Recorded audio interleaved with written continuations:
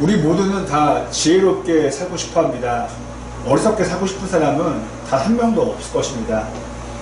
지혜는 여러 방법으로 우리는 얻을 수 있습니다. 책을 통해 얻고요.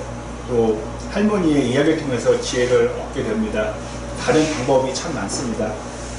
그리고 등산을 하면서 또 여행을 하면서 자연을 통해서 지혜를 우리는 얻을 수 있게 됩니다.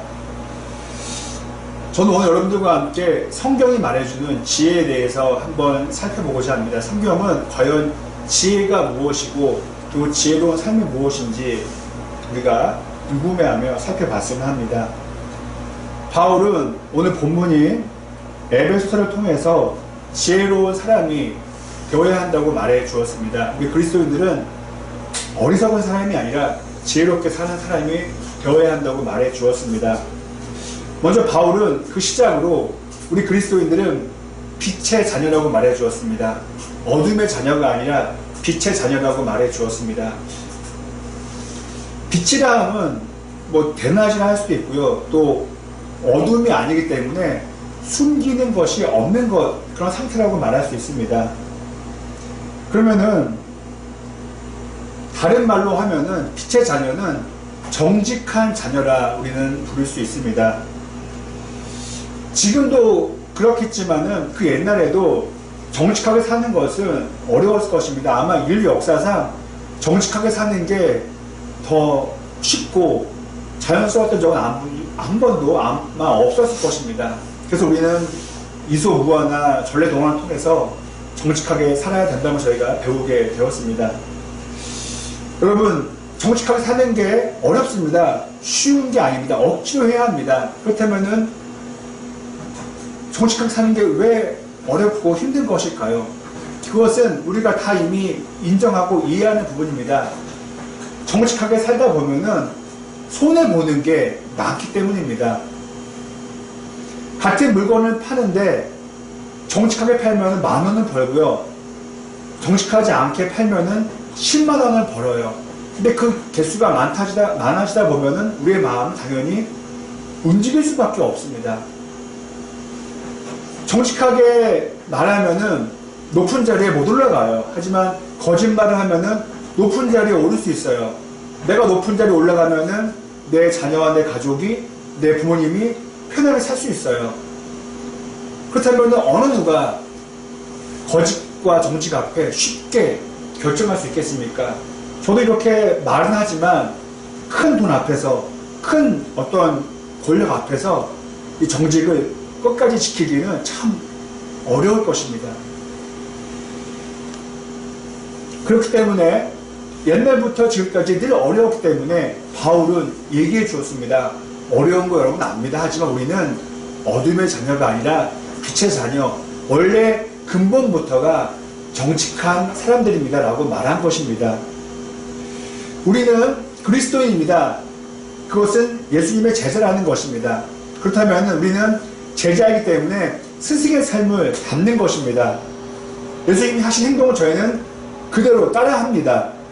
여러분, 만일 예수님께서 복음 전파를 좀 더 잘하시기 위해서 조금 더 많은 사람들을 구원하시려는 좋은 목적을 위해서 거짓말로 복음을 전했다면 어떻게 됐을까요? 사람들을 고쳐주셨는데 거짓말로 고쳐주셨어요.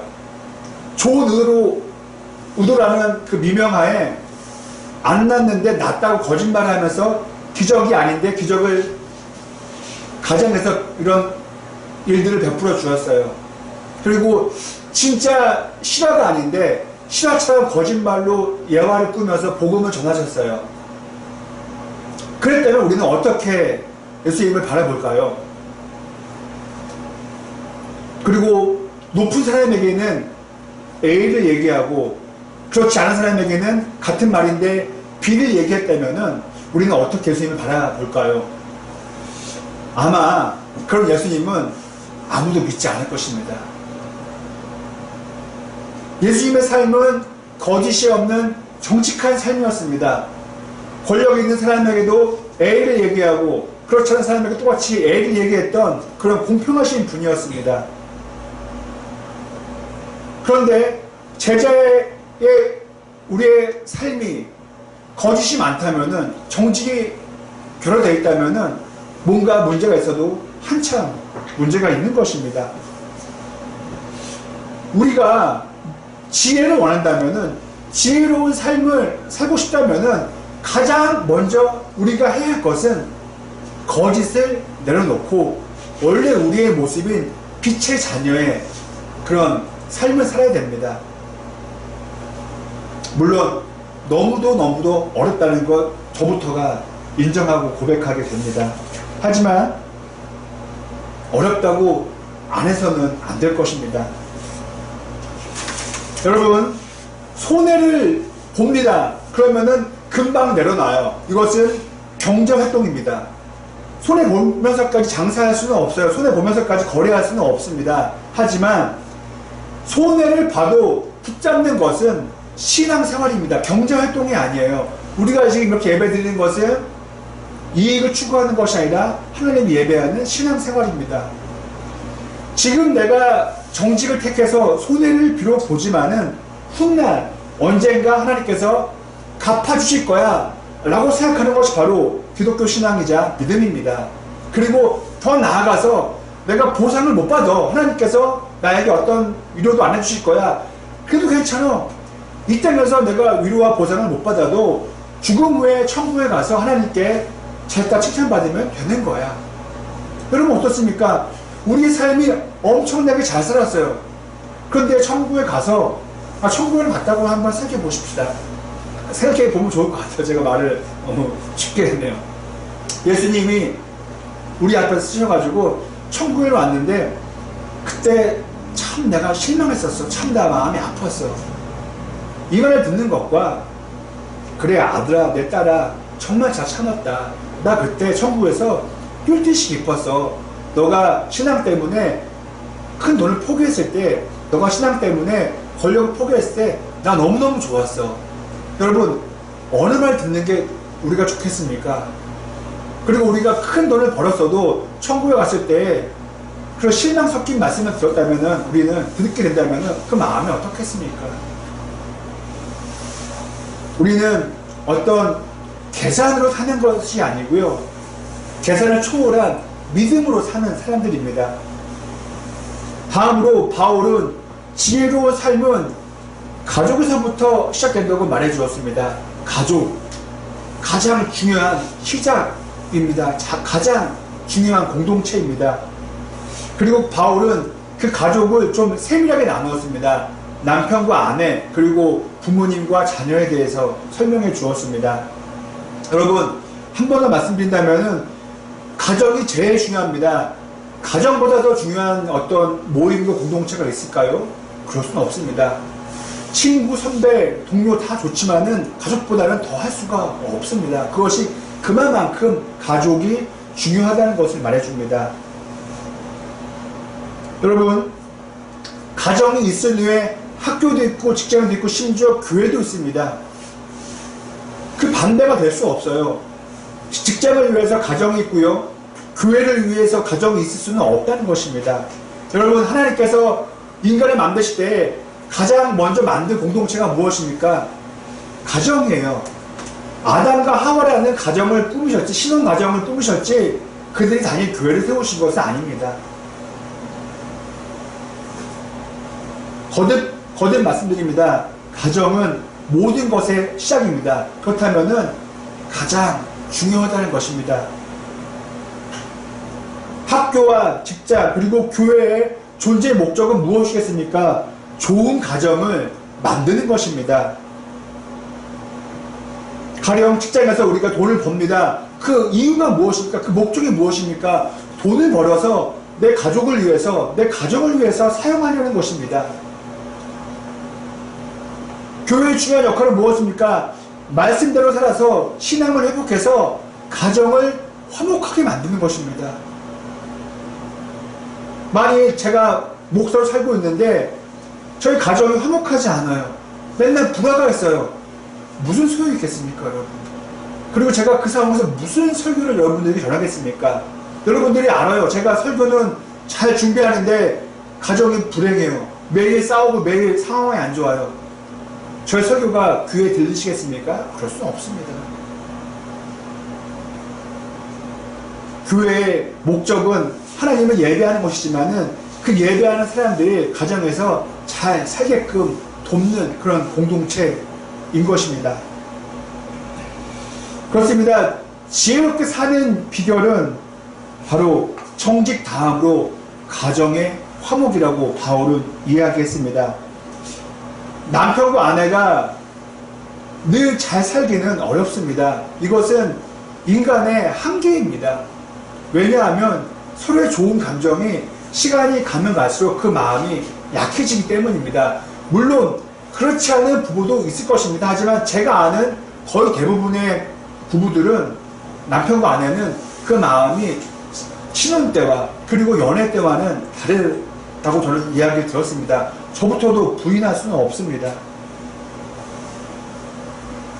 여러분, 우리의 의지로 이 결혼 생활을 잘 유지해 나갈 수가 참으로 어렵습니다. 수많은 유혹과 그런 시련이 있기 때문입니다.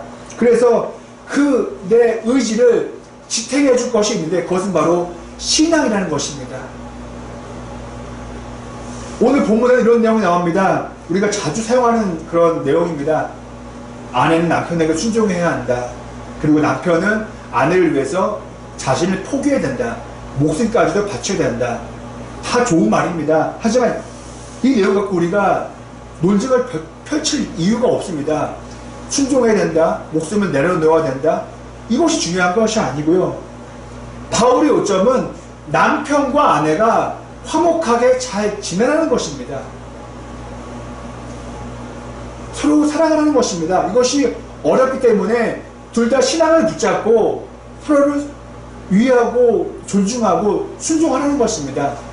여러분, 만약에 우리 성경 말씀에서 아내는 남편에게 순종하라고 해서 아내만 순종하고 남편은 아내의 뜻에 순종하지 않는다면 그게 어떻게 화목한 가정이 되겠습니까? 그건 말이 안 되는 것입니다. 둘 다 순종하고 둘 다 서로를 위해서 포기하는 것이 바로 가정인 것입니다. 부부인 것입니다. 또한 이 신앙은 우리의 그런 의지를 지탱해 주기도 하지만은 내 안에 사랑의 마음을 불어넣어 줍니다.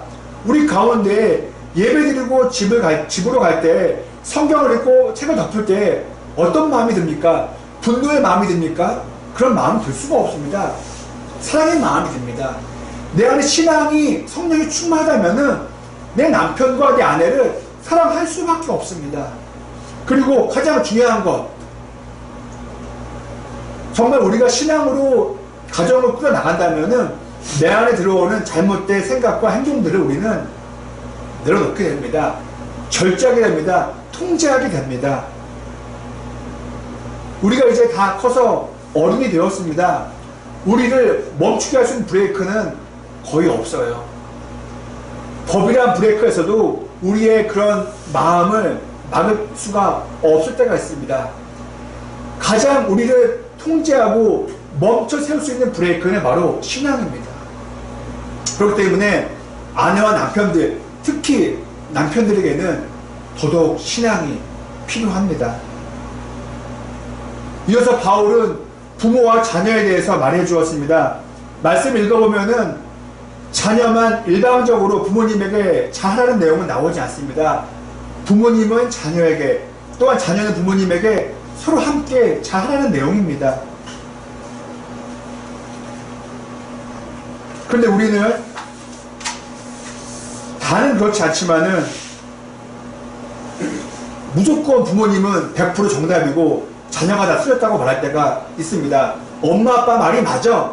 엄마 아빠가 너를 사랑하지 싫어하겠냐? 엄마 아빠 말을 들어라는 그런 말씀하시면서 무조건 자녀에게 강요하실 때가 있습니다.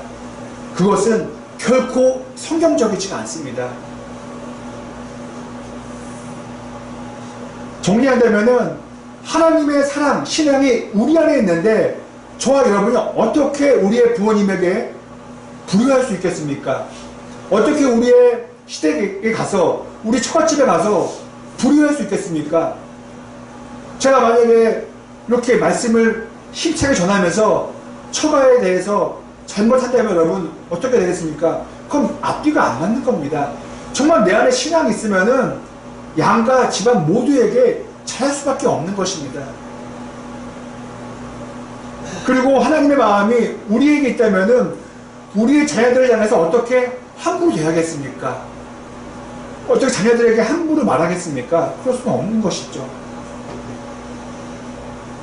남편과 아내 그리고 자녀들이 정말 온전히 바르게 하나님을 믿는다면은 우리는 화목한 가정을 이루게 됩니다. 그리고 그렇게 살아갈 때 우리는 지혜로운 삶을 살게 됩니다.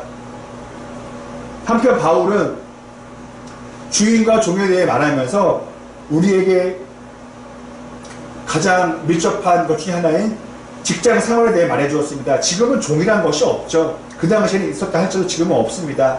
지금 우리에게 해당되는 직장 생활에 대해서 우리는 이 말씀을 해석할 수가 있습니다. 그 내용은 이렇습니다. 직원은 대충 일하려는 마음을 가져서는 안 된다는 내용입니다. 그리고 사장에게는 직원을 자기보다 낮게, 쉽게 말해서 무시해서는 안 된다는 내용입니다. 무엇입니까? 사장과 직원 모두가 서로를 존중하며 성실하게 대해야 한다는 것입니다. 물론 아주 이상적으로만 들립니다. 현실에 대입하기에는 어려운 내용이라고 들릴 수 있습니다. 그러나 여러분, 바울은 어떤 사람이었습니까? 복음도 전했지만은 그가 직접 일해서 돈을 번 사람입니다. 그도 직장 생활을 한 사람입니다. 그렇기 때문에 바울은 이 말씀이 현실에서 그렇게 가능하게 적용할 수 있다고 봤던 것입니다. 사장님도 또 직원도 노력하면은 된다는 것입니다. 바울이 그냥 경험해보지 않고 뜬구름 잡듯이 얘기했다면은 이건 성경에 기록될 수 없었을 것입니다. 바울의 글을 다 읽어보면은 가정과 직장 그리고 교회에 대해서 나누지 않았습니다. 다 하나의 맥락에서 보게 되었습니다. 기독교 신앙으로 교회를 바라보고 그 마음으로 가정과 직장을 바라보라는 것이 바울의 가르침이었습니다. 한 번 더 말씀드린다면은 신앙으로 산다는 것은, 신앙으로 가정을 꾸려나가고 신앙으로 사업하고 직장을 다니는 것은 정말 어렵습니다. 그러나 할 수 없는 일이 아닙니다. 할 수 있는 일이고요. 우리 그리스도인들에게는 해야만 하는 일입니다. 어려워도 해야만 하는 일입니다. 신앙은 우리가 잘 아는 대로 십자가를 지고 가는 것입니다. 그리고 마지막은 무엇입니까? 이 말을 아마 여러분들이 제일 싫어하실 거예요. 신앙생활은 십자가를 지고 언덕으로 올라가고요. 그 십자가에서 우리가 죽는 것입니다. 이것이 기독교의 진리입니다. 그냥 십자가 바라보면서 멋지네, 그냥 내 장식품으로 달아야지, 이게 아니라는 것입니다. 그리고 저 십자가는 고목사만 지고 가는 거고 고목사만 죽는 거고 나는 아니야, 이게 아니라는 것입니다. 우리 모두는 예수님의 제자이기 때문에 그 일을 감당해야 한다는 것입니다. 그렇게 우리가 십자가에서 죽어야 부활이 있고 구원이 있는 것이죠. 예수님은 어떠셨습니까? 예수님도 십자가를 지기가 겁나시고 싫었습니다. 원치 않으셨습니다. 하지만은 예수님도 하나님의 말씀에 순종하여서 십자가를 지고 마지막에는 그 십자가에서 죽고 마셨습니다. 죽게 되셨습니다. 마지막까지 포기하지 않으셨습니다. 그렇다면 저희도 신앙으로 살기 위한 노력을 끝까지 해야 한다는 것입니다. 신앙으로 가정을 꾸려나가고요. 신앙으로 사업하고 직장을 다니라는 것입니다. 그리고 놀러 온다는 마음으로, 취미활동으로 온다는 마음으로 교회 생활을 하는 것이 아니라 정말 하나님을 사랑하는 마음으로 교회를 와야 된다는 것입니다. 끝으로 바울은 지혜로운 삶을 얘기하면서 마지막으로 해준 말이 있습니다. 이것은 정말 중요합니다. 바로 무엇이냐면 눈에는 보이지 않는 영적인 사탄의 공격이었습니다. 앞에서 언급한 가정과 직장, 이 교회가 평안해지는 것, 화목해지는 것은 하나님의 뜻이에요. 하지만은 악마의 뜻, 사탄의 뜻은 이것을 방해하는 겁니다. 그래서 우리를 힘들게 하는 영적인 공격이 이 시간에도 또 내일에도 그 다음날에도 우리 가정 가운데 직장 가운데 있다는 것입니다. 우리 평안을 깨트리는 것이 그들의 목적입니다. 그래서 바울은 그것을 대처하라고 말씀해 주었습니다. 여러분, 제가 이렇게 영적인 세계에서 말씀드리면은 좀 오해하거나 거부 반응을 보이시는 분이 계세요. 또 사탄이라는 단어, 또 악마라는 단어를 말씀드리면은 뭔가 이상하게 여기시는 분도 계세요. 하지만 여러분, 그렇지 않아요. 절대 그렇게 생각해서는 안 됩니다. 여러분, 하나님은요, 그 자체가 영적인 것을 의미해야 하는 분입니다. 하나님은 영적인 세계가 있고, 영적인 존재가 있고, 영적인 보호하심이 있다는 것을 말해준 그런 단어입니다. 그렇다면은, 영적인 세계는 존재하고, 영적인 존재와 영적인 공격은 있다는 것이 당연한 생각이 된다는 것입니다. 여러분, 집에 쓰레기를 놔두면 어떻게 됩니까? 특히 여름철에는 어떻게 됩니까? 악취가 납니다. 그리고 시간이 지나면은 벌레가 생깁니다. 그 원인은 쓰레기를 집에다가 둬서 그렇게 된 것입니다. 악취를 제거하고 벌레를 없애려면 어떻게 됩니까? 쓰레기를 갖다가 버리는 것밖에 없습니다. 아무리 방향제를 뿌리고 아무리 살충제를 뿌려도 그때뿐입니다. 다시 악취가 나고요. 다시 벌레가 생깁니다. 이 쓰레기를 버리는 것이 지혜로운 행동이고요. 방향제를 뿌리거나 살충제를 뿌리는 것은 미안하지만 어리석은 행동입니다. 우리 안에 영적인 공격과 영적인 문제가 있어요. 이것을 이겨내야 되고 버려야 한다는 것입니다. 예수님의 이름으로, 예수님의 보혈로 그 영적인 문제들을 해결해야 한다는 것입니다. 바로 기도하고 말씀을 읽어야 한다는 것입니다. 이거 아니면은요, 영적인 공격을 이겨낼 수가 없다는 것입니다. 저와 여러분 모두 신앙으로 살아서 지혜로운 삶을 살아서 후회하지 않는 삶을 살았으면 좋겠습니다. 후회하지 않는 삶, 이것이 바로 지혜로운 삶과 같은 말일 것입니다.